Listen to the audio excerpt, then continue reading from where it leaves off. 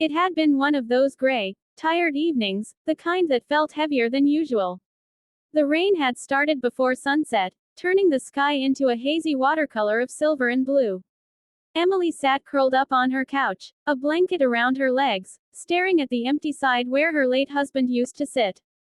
Even after 3 years, the silence still stung. It was the kind of quiet that reminded her that some people leave, not because they want to, but because life doesn't always give us choices. Her small town in Oregon was peaceful but lonely. Most of her friends had moved to the city or started families of their own. Emily had her job at the local library and her small house at the end of Willow Creek Road, but even the sound of turning book pages wasn't enough to fill the silence anymore. That evening, as thunder rumbled in the distance, a knock came at her door. She hesitated for a moment, clutching the blanket closer. It was late, and no one usually visited her after dark. Cautiously, she peeked through the small window by the door, and saw a man standing there, soaked to the bone, holding a small duffel bag. He couldn't have been more than 32. His hair was wet and messy, and his eyes carried something, exhaustion, but not danger. She opened the door halfway. "Hi, I'm sorry," he said, voice trembling slightly from the cold. "My car broke down a mile back, and there's no signal out here. I saw the light from your porch and thought maybe I could use your phone." Emily hesitated, but something in his voice, polite, careful, almost too gentle, made her nod. "Of course. Come in. You're freezing." He stepped inside, dripping water onto her mat. She offered him a towel and motioned to the couch. The same couch where she had spent countless evenings lost in her thoughts. "I'm Emily," she said softly as he dried his hair. "Ryan," he replied with a faint smile. "Thank you. I didn't mean to bother you. It's fine. Happens to everyone around here when the weather turns." He called the tow truck, but the storm had already forced most services to stop for the night.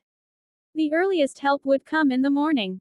Emily felt that familiar tug in her chest, the one that made her say yes before she could overthink.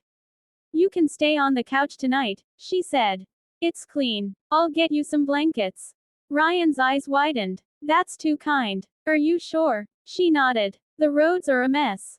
I wouldn't let anyone sleep in their car tonight." That night, while Ryan settled on the couch, Emily retreated to her room, yet sleep refused to come. She could hear the soft hum of the heater and the quiet rhythm of his breathing. It was strange how peaceful it felt, as if the silence had company now. In the morning, sunlight streamed through the window, painting the room gold. Ryan was already up, making coffee in the kitchen. Emily blinked in surprise. "I hope you don't mind," he said with a sheepish grin. "You had coffee beans, and I thought it's the least I could do." She smiled, really smiled, for the first time in a while. "I'll never say no to coffee." As they sat together, she learned little pieces about him. Ryan was a traveling carpenter. He took small jobs restoring furniture in cabins across the state.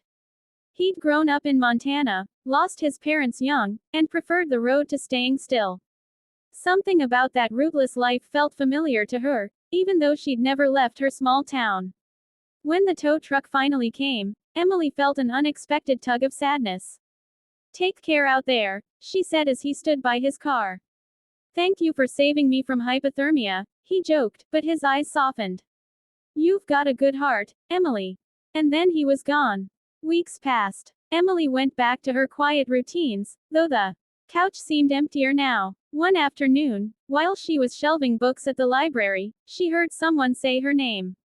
"Emily." She turned. There he was, Ryan, holding a small box wrapped in brown paper. "I was passing through again," he said. "I fixed something for you." Inside the box was a small wooden bird figurine, carved perfectly, smooth to the touch, wings curved as if ready to take flight. "It's beautiful," she whispered. "Thought your living room could use some company," he said with a grin. That small act sparked something. He started stopping by more often, offering to help fix the fence, paint the porch, or bring her vegetables from the farmer's market. Emily found herself laughing more, even humming while cooking.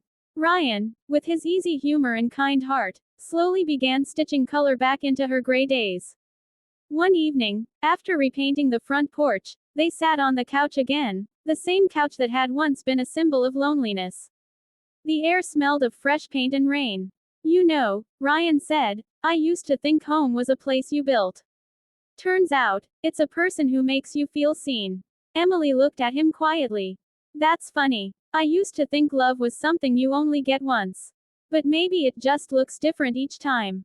He smiled, and in that quiet, unspoken moment, they both knew their hearts had found something unexpected. Not to replace what was lost, but to remind them that healing could also look like laughter on a porch, or shared coffee in the morning. Months went by. The seasons changed, and so did their lives. Emily reopened her garden, and Ryan started his small furniture workshop in town. They didn't rush anything. There were no big declarations, no dramatic gestures, just a quiet, steady bond that deepened with time. When her birthday came, Emily walked into her living room to find it decorated with fairy lights and flowers. Ryan stood there, holding a small cake that looked a little crooked but smelled heavenly. You didn't, she gasped. I did, he smiled. Because you deserve to be celebrated. That night, surrounded by soft laughter and candlelight, Emily realized that the couch, the same couch that once symbolized her loneliness, had become the place where her new chapter began. Years later, whenever she told their story, she'd smile and say, it all started with a knock on the door and a broken down car. But what really broke that night wasn't his engine, it was my silence. Because sometimes, the things we never planned for end up becoming everything we never knew we needed. And for Emily, love didn't come with fireworks or grand confessions. It came quietly, like a gentle rain after a long drought, healing, soft, and real.